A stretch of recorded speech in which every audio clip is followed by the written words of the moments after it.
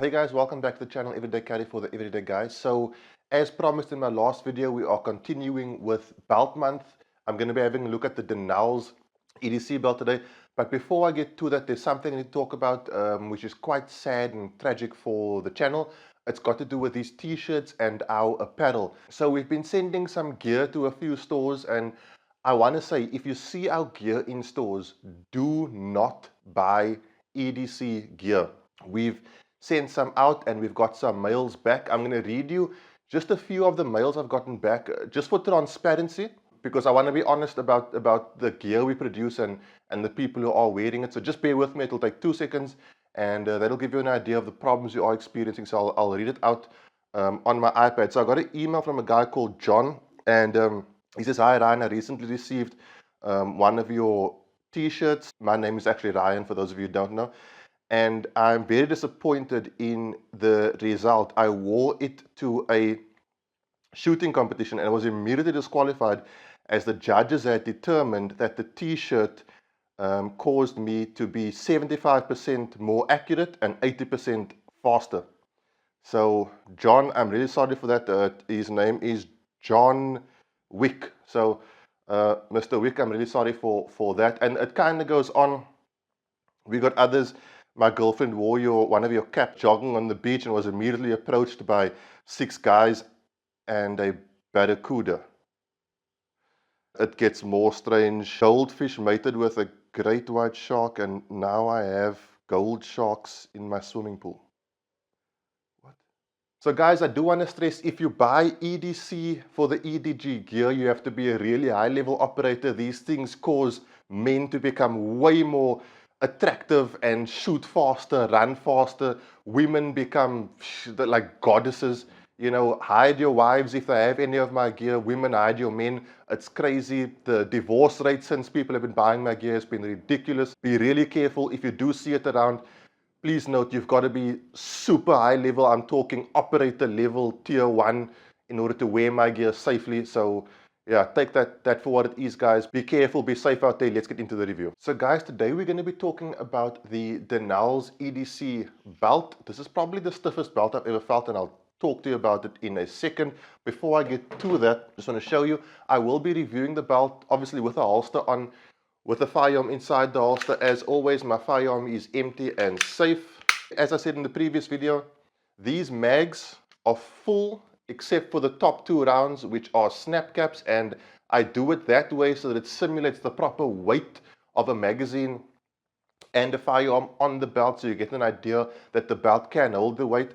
Now, with the Denals belt, there is quite a few things I need to talk to you about. The first thing I want to talk to you about is this clip. So it comes with a Cobra clip, right? And there are a few very unique designs with regards to the Cobra clip. I'm going to switch to tabletop view so I can show them to you. Is a Cobra clip absolutely necessary on an everyday EDC belt for a normal guy like you and I? That's up to you to decide. What I am going to be doing is giving you a little bit of consumer information to show you how you can discern between a Cobra clip and a normal clip that looks like a Cobra clip. Remember, all Cobra buckles are buckles, but not all buckles are Cobra buckles. So guys, this is the Cobra buckle, and there are many ways to tell a Cobra buckle. One, the word Cobra is written on it, but if for whatever reason you are unsure, the way this buckle works is obviously as normal. You have probably seen many buckles like this. You press the 2 toggles down and the buckle comes undone. Now, the way to tell a Cobra buckle from different buckles is if you apply load on the buckle. So for example, with this hand, I'm going to pull this way, and with this hand, I'm going to pull that way. I'm pulling on the buckle right now. I'm applying quite a serious load. The buckle won't come undone. So I'm pressing on that as hard as I possibly can. You can see the indentation on my finger. It'll click loose. One might click loose, but as hard as I can pull on it and press, so I'm really applying pressure on there. Have a look at my thumb. The buckle won't come undone if I apply load in the opposite directions, or if I basically put a load on this buckle. That is how to tell if you are carrying a genuine Cobra buckle. Now, is this feature necessary on an EDC belt? Well, that's totally up to you. I have similar buckles like this. They never come undone. But again, if you are buying a genuine Cobra buckle, you do want that genuine Cobra functionality. And that's sort of a good in-store test to tell if you are buying, as I say, a genuine Cobra belt. So guys, this is a belt jam-packed with features, and I'm going to show you all of them, but what I really do want to stress is the rigidity of this belt. It is probably the most rigid belt I've ever felt or ever owned in my life. It is extremely rigid.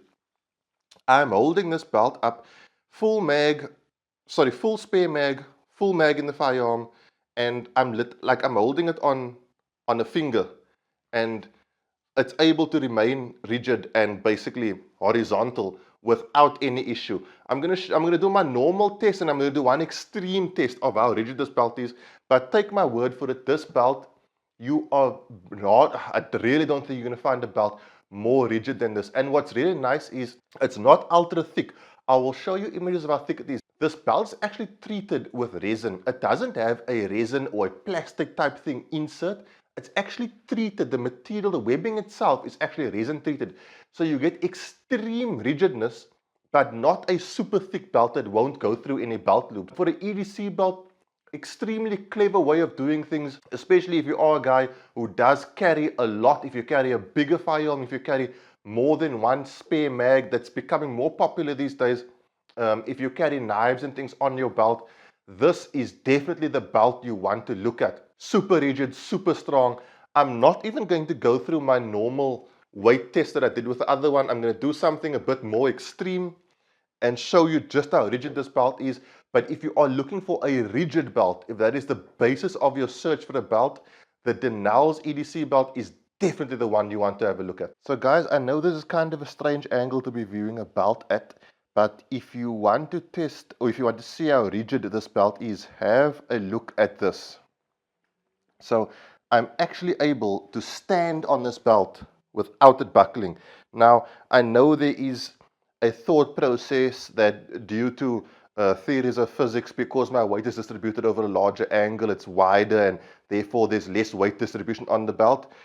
I weigh 84 kilograms and I'm standing on this belt and only this belt. So if you think that's gimmicky, take one of your belts at home, any belt, and try standing on it, and you'll kind of get the idea that this belt is on the next level of rigidness. So guys, here we have the belt on, and I'm carrying in the appendix position. Now the reason I'm saying I'm carrying in the appendix position is because there are two different ways to apply this belt based on where you're carrying.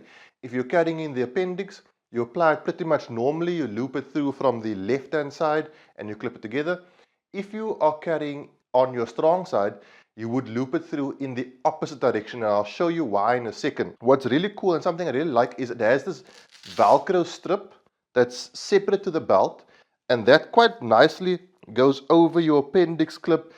I consider it just an extra level of security. It just, not all belts in has that functionality, and it's nice that it goes over the clip, so it keeps it nice and tied down. As you can see, in terms of it going back to its original position when I draw and when I reholster, there's absolutely no problem there at all. It really stays solid, stays horizontal across my body, and that's what gives you that ability to draw repetitively and your holster stays in the exact same position. Obviously, all these factors, the holster, the belt, and the pants work together. I'm not going to go into that again. I did do a video on that, so I will link to it. In terms of rigidity and in terms of keeping the holster exactly where it is every single time you draw and reholster, this belt is top notch. And the belt as a whole, this is a really high quality product. When you feel it, you can feel the almost over engineering involved in here. As far as gun belts go, this is probably the highest level of engineering I've seen in a gun belt so far. Now, it doesn't carry the formal look of my previous belt, the belt I reviewed for Beltman belts. I'll link to that as well. But it still isn't an ugly looking belt. Maybe to a formal event, this is not going to cut it depending on your tastes. But in terms of the clip and the look, casually, everyday EDC, definitely give this belt a look in. It's a really, really top quality belt. So guys, as you can see, I'm now carrying in the strong side position. And the reason you need to flip the belt and loop it in the opposite direction is because that Velcro strip now needs to go onto your left hand side. Otherwise, it would effectively go over your holster, depending if you're carrying 3 o'clock. If you're carrying, say, maybe 4, 5 o'clock smaller the back, it's not going to be a problem.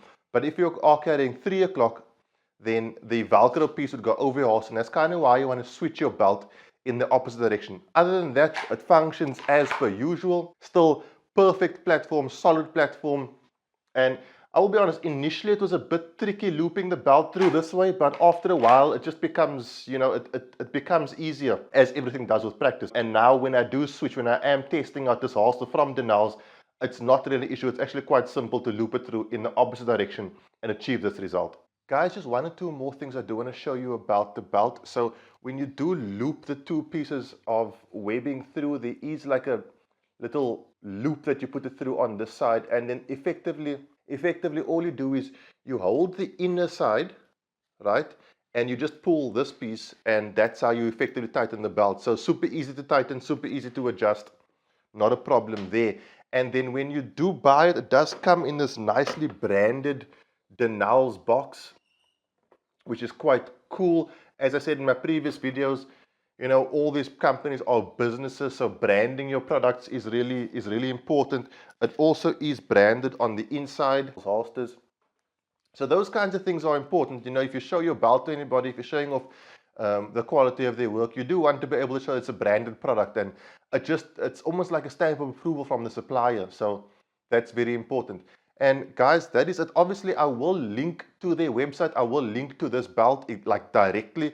It'll be in the video description below. I want to say thank you to Michael Jansen from Denals. I've been dealing with him quite extensively with these belts. He's a wealth of information, and I've actually learned quite a bit from him. So I want to say thank you to him for sending this to me. And like I said, I will link to everything in the video description below. That's it, guys. Thank you so much. I hope you enjoyed this review. Have a good week. Have a good weekend, depending on when you watch this. Cheers, guys. God bless.